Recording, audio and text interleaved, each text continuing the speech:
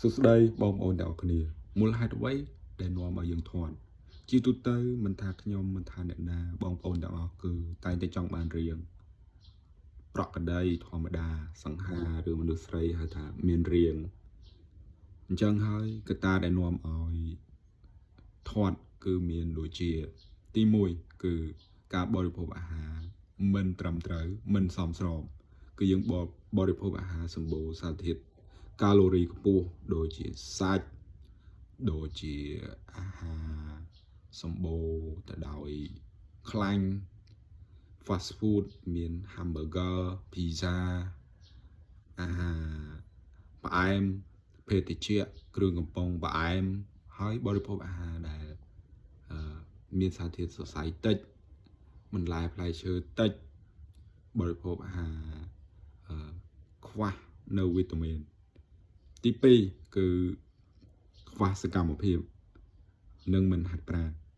ដោយសារតែយើងមិនសូវមានសកម្មភាព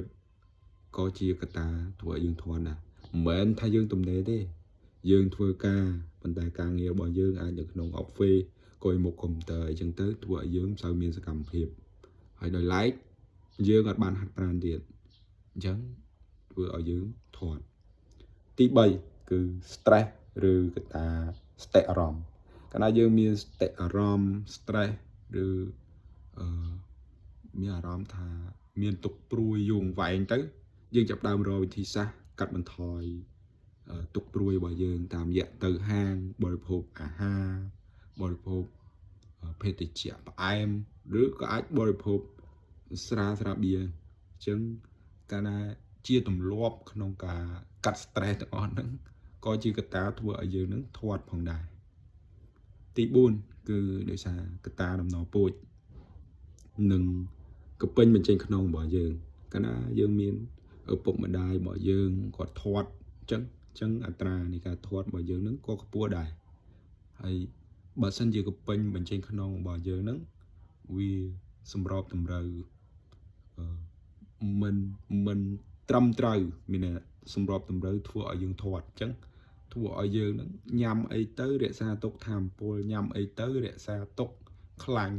ហើយធ្វើឲ្យយើងនឹងមានចំណង់អាហាររហូតផងដែរហើយទី5គឺការគេងមិនគ្រប់គ្រាន់មានន័យថាកាលមុនគឺយើងម៉ោង9អីយើងចាប់ដើមងុយគេងស្រាប់ឥឡូវអត់ទេចាប់ដើមប្រែប្រួល